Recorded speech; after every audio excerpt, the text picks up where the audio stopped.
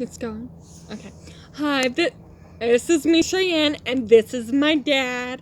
And he's going to tell us a little bit about how Puzzle One came about. Hi everyone. I decided to jump in and make a video about how we decided to get a car and how Cheyenne approached us when she was in high school saying that she loved to drive a car but she couldn't. And so we thought, well, let's buy a car and fix it up and we can drive you around in it and kind of have fun with the idea. Thought we'd hit a few shows, nothing huge.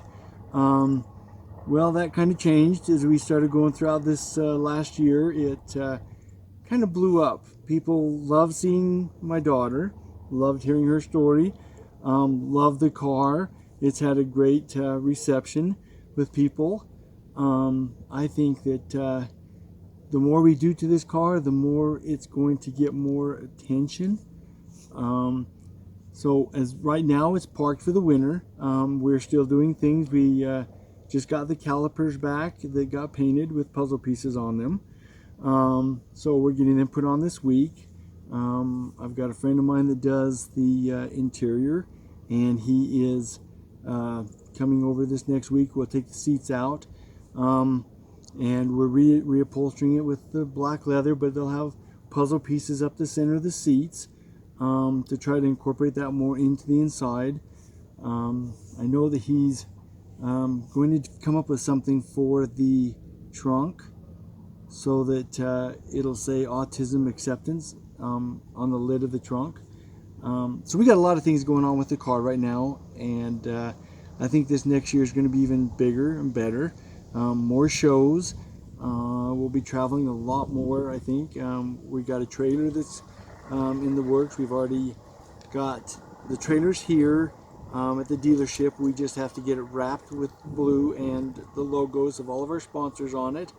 So it's going to be really cool. People are going to love the trailer too.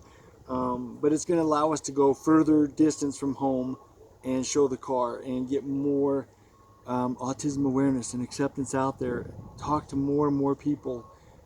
I think my daughter is so excited about this next year. It's kind of slow for her right now.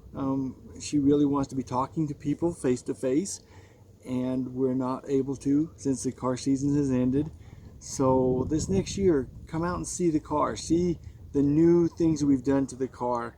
I think you're going to be kind of surprised. It's going to be even more over the top and more eye-catching, and I'm excited about it. I think this next year is going to be even bigger.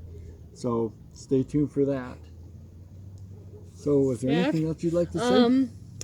How was it like having a daughter who's autistic? It was challenging. When she was really little, we didn't know what was going on. You'd pick her up, she'd kick. We didn't understand that. I didn't. I had a really hard time understanding what was going on with her until she got a little older. We started figuring things out. They did say that she had ADHD. We put her on different medications, and it was just really bad things that she was on. One day I came home from work and decided, you know what, I'm going to look some of this stuff up and see what it's about. And when I did, I found out all the problems with the medication we were giving her. One of the side effects was she couldn't sleep at night. We didn't know that. She just wasn't sleeping. And it wasn't until we researched it that we found out, oh, that's one of the side effects. So we decided, let's take her off of this medication. And when she did get off of it, she grew. She actually grew a few inches, which we didn't know was stunning her growth, but it was. So she grew a lot more. She started sleeping at nights. Things got better for her. Yeah, there's challenges, but that medication was really bad for her. But it was for ADHD. Then we found out she had autism. Then it was like, oh, okay, that makes sense. Why none of this other stuff is working? What's going on with her? It's still day to day with her, because she'll have great days where she's very happy and very excited and very funny. And then there's days that she will have meltdowns. where sometimes they're just minor because she has high anxiety. She stresses about everything. So things that you and I take for granted stressing, she goes over the top with it. It's more extreme. So for her to get by, she's had to learn how to handle certain situations. Some of them are still hard. Meeting people is still really tough. Before we go to the car shows, she's stressed and she's nervous. She's wondering if anybody will talk to her, if anybody will want to learn about autism. And so she'll stress about that before we go. And in fact, when we get to the show that morning, she'll be stressing about it until people start coming over and talking to her. Then it becomes, wow, people do want to hear. And then she loosens up and she has a fantastic day. So like IMATH, we went to that. She had a really bad meltdown a couple days before because it was such a big show, it was so far away. And being autistic, she wants to know every step of the way what's going on. Where are we going? What time do we have to be there? All the little minute details she wants to know. So when she doesn't know all that and somewhere new, like Midway was where IMATH was, it was a stress for her. She's like, well, I don't know where it's at. Is there going to be restrooms? She's always stressed. She's got to have a restroom close to her because that's one of her stresses, is that she will have to go and then can't get to a restroom. So she loves to know everything about what's going to happen before we get there. And so when she did have that meltdown, she had to call her brother, who's a firefighter in Idaho, and ask him or have him walk her down and talk her down and be able to calm back down because we couldn't help her. And he did. And she went up and had a great time. It was one of the greatest events we went to this year.